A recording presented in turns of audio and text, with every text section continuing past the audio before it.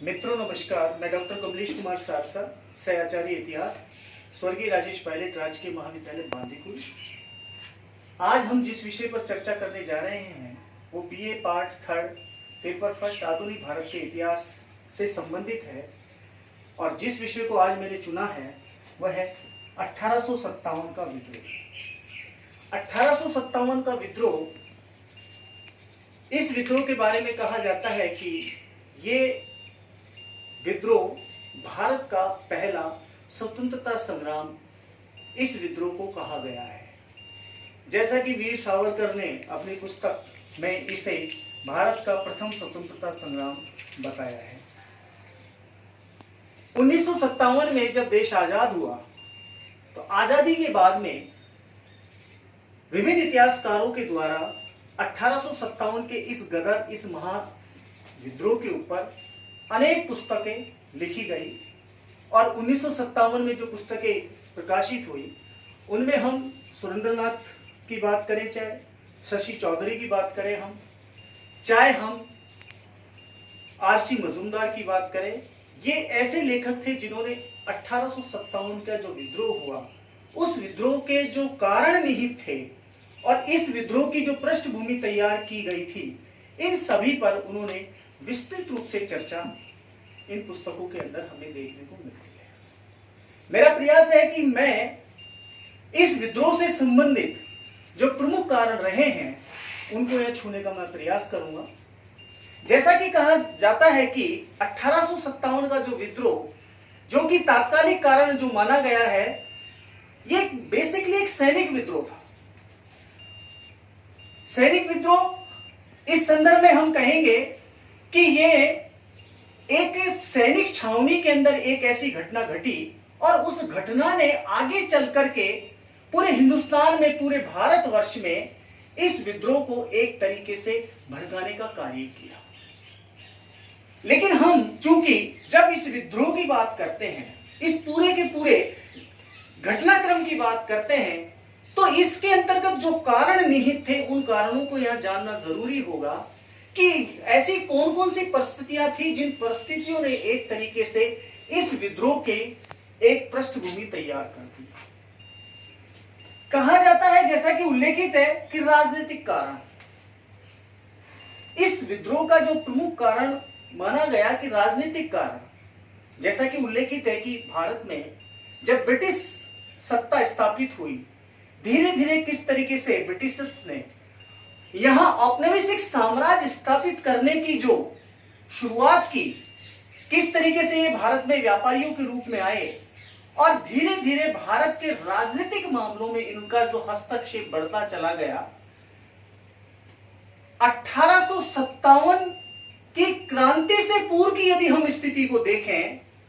तो भारत में जो एक लॉर्ड डलहौजी जब यहां आया और लॉर्ड डलहौजी के द्वारा जिस तरीके का हड़प नीति का सिद्धांत यहां स्थापित किया गया और उसने किसी राज्य को कुशासन के आधार पर, चाहे हम अवध की बात करें या किसी शासन को हम कहें कि गोद लेने की जो प्रथा थी उसको असंवैधानिक मानते हुए, चाहे झांसी की बात करें, चाहे हम कानपुर की बात करें, चाहे लखनऊ की बात करें, चाहे दिल्ली की बात करें, ये ऐसे राज्य थे उस समय। दिल्ली में चाहे बहादुर शाह जफर के साथ में जिस तरीके का बर्ताव किया गया, लखनऊ में चाहे हजरत बेगम जो थी उनके साथ में जो बर्ताव किया गया, कानपुर में नाना साहब की जो पेंशन बंद कर दी गई, तो ये वो तमाम कारण थे जिन कारणों से यहाँ की जो राजनीतिक शक्तियां थी, कहने का अभिप्राय जो एक तरीके से यहाँ का जो शासक वर्ग था, कहीं ना कहीं उसके हृदय में औपनिवेशिक साम्राज्य के प्रति एक चिंगारी सुलग रही थी और जिसकी परिणति हम आगे चलकर देखते हैं कि ये क्रांति के रूप में एक तरीके से फूटी। तो यह राजनीतिक कारण इस घटना का सबसे अहम कारण माना गया है। दूसरे कारण की बात करें तो हम बात करते हैं सामाजिक कारण कि 1857 की क्रांति का जो सामाजिक कारण था वो सामाजिक कारण किस प्रकार से हुआ। यद्यपि देखा जाए तो भारत में जब अंग्रेजी राज्य यहां स्थापित हुआ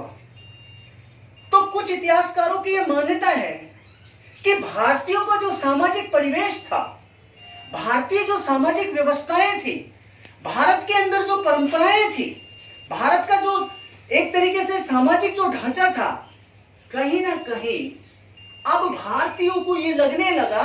कि अंग्रेज अब उनकी सामाजिक व्यवस्था के अंदर भी हस्तक्षेप कर रहे हैं। यद्यपि उनके द्वारा जो किए गए कार्य थे वो सुधारात्मक कार्य थे। यहां मैं एक उदाहरण के माध्यम से स्पष्ट करना चाहूंगा कि 1828 के अंदर राजा राममोहन राय के द्वारा जो सती प्रथा एक्ट में जो अपना महत्वपूर्ण योगदान दिया गया और अंग्रेज सरकार ने सती प्रथा को एक तरीके से असंवैधानिक बताते हुए, या ये कहें कि इसे एक अपराध बताते हुए इस पर पूर्णतः पाबंदी की बात की, कहीं ना कहीं यहां का जो रूढ़िवादी समाज था, उन लोगों के मन में इस बात की आशंका हुई कि अब अंग्रेज उनके परंपरावादी जो नियम थे उन नियमों में हस्तक्षेप कर रहे हैं। चाहे हम बाल विवाह की बात करें,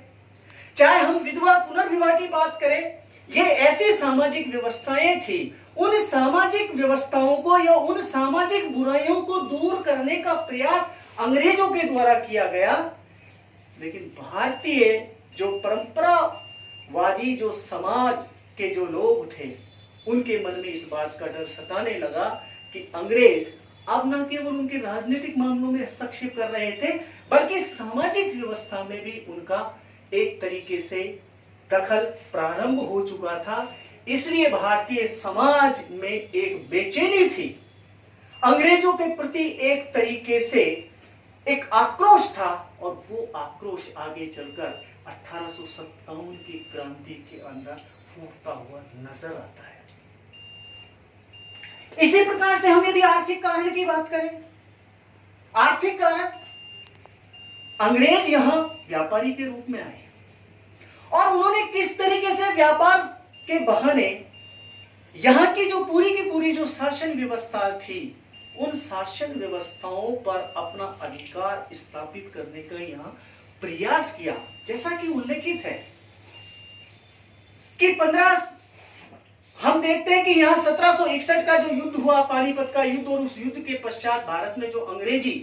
कंपनी जो थी उस कंपनी ने किस तरीके से बंगाल के अंदर अपने यहां सत्ता स्थापित करने का प्रयास किया,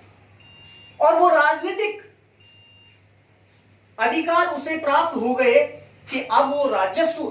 के मामले का कर नीति निर्धारण करने का अधिकार भी अंग्रेजों को प्राप्त हो गया। तो कहने का अभिप्राय यह है कि अंग्रेजों के द्वारा जो आर्थिक नीतियां स्थापित की गई, जिस तरीके से किसान वर्ग के साथ में अंग्रेजों के द्वारा जिस तरीके की कर प्रणाली अपनाई जा रही थी, निश्चित रूप से यहां का कृषक वर्ग अंग्रेजों से नाराज था। और यही कारण था कि हम देखते हैं कि यहां की जो जनजातीय जो विद्रोह हुए, उन विद्रोह में उनका नेतृत्व जनजाति लोगों के द्वारा किया गया और उन्होंने अंग्रेजों की इस नीति का खुलकर विरोध किया, स्पष्ट किया। तो कुछ इतिहासकार मानते हैं कि अंग्रेजों के द्वारा जो आर्थिक नीति हिंदुस्तान के अंदर, भारत के अंदर जो अपनाई गई थी, वो भी इस क्रांति का एक कारण था। और अगला जो कारण था वो सैनिक कारण। सैनिक कारण जिसकी बात हम यहां करें कि भारतीय सैनिक, जैसा कि स्पष्ट है, चाहे हम वीर सावरकर को देखें, स्पष्ट है कि भारतीय सैनिक जब एक सैनिक के रूप में भर्ती होता था तो वो ज्यादा से ज्यादा सैनिक के जो उच्च पद उसको जो प्राप्त होता था वो हवलदार के पद तक ही सीमित रह सकता था। कहने का अभिप्राय कि यहां भी डिस्क्रिमिनेशन था, यहां भी अंग्रेज अधिकारी, अंग्रेज सैनिक जिसका प्रमोशन लगातार होता था, लेकिन भारतीय सैनिकों को प्रमोशन की यहां एक तरीके से उन्हें सुविधाएं नहीं थी। दूसरी तरफ उनके वेतन भत्तों को देखें तो उनके वेतन भत्ते और अंग्रेजों के जो वेतन भत्ते थे उनमें काफी डिफरेंस था। और यहां इस बात का असंतोष अंग्रेजों के साथ, अंग्रेजों और भारतीय सैनिकों के साथ में हमेशा रहा। उन्हें बाहर जाने की अनुमति नहीं थी भारतीय सैनिकों को। तो कहीं ना कहीं भारतीय सैनिकों का जो असंतोष था वो वर्षों से चला आ रहा था। और इसमें कहते हैं कि आग में घी डालने का जो काम किया गया वो किया गया एनफील्ड राइफलों के द्वारा। जैसा कि उल्लेखित है, जो कि कुछ इतिहासकार इसका तात्कालिक कारण भी मानते हैं इस क्रांति का, कि एनफील्ड राइफल जो आई और जिस राइफल के अंदर जो कारतूस लोड किया जाता था, उस कारतूस के ऊपर जो एक चिकना पदार्थ लगा था, उसके बारे में कहा जाता है कि वो गाय या सुअर की चर्बी से बना हुआ था, जिसे सैनिकों को अपने मुंह से हटाना पड़ता था। इस बात की जानकारी जब भारतीय सैनिकों को मिली, तो यहां भारतीय सेना के अंदर हिंदू भी थे और मुस्लिम भी थे। हिंदुओं में गाय को मां का दर्जा दिया गया है, मुसलमान सुअर को हराम मानते हैं। तो एक तरीके से भारतीय सैनिकों के साथ में जिस तरीके का असंतोष यहां पैदा करने की कोशिश अंग्रेज सरकार के द्वारा की गई, और जो एनफील्ड राइफल यहां लाई गई, और जब इस बात की सूचना भारतीय सैनिकों को लगी कि उनके धर्म के साथ में यह खिलवाड़ करने का प्रयास किया जा रहा है, तो ये एक तरीके से क्रांति के रूप में, जिसका नेतृत्व मंगल पांडे के द्वारा किया गया। मंगल पांडे को इन कारतूसों की जानकारी कैसे मिली कि इन कारतूसों के ऊपर गाय और सुअर की लगी हुई चर्बी युक्त पदार्थ है, ये बहुत रिसर्च का विषय है। लेकिन विडंबना यह है, इस देश के अंदर यहाँ क्रांति का बिगुल बजाने वाला मंगल पांडे था। मंगल पांडे को निश्चित रूप से इतिहास के अंदर वो स्थान दिया गया। लेकिन भारतीय इतिहासकारों के द्वारा इस घटना के बारे में मंगल पांडे के सोए हुए जमीर को जगाने का कार्य जिस सैनिक के द्वारा या जिस व्यक्ति के द्वारा किया गया, इतिहासकार उसके बारे में आज भी मौन है। इतिहासकारों के द्वारा यह बताया नहीं गया कि उन चर्बी लगे हुए कारतूस, उन कारतूसों पर जो चर्बी लगाई जाती थी गाय या सुअर की, क्या ये बात सही थी? क्या मंगल पांडे के जमीर को जगाने का कार्य उस व्यक्ति के द्वारा किया गया? इतिहासकार इस बारे में कुछ नहीं कहते हैं। आगे हम कल कंटिन्यू करेंगे। Thank you.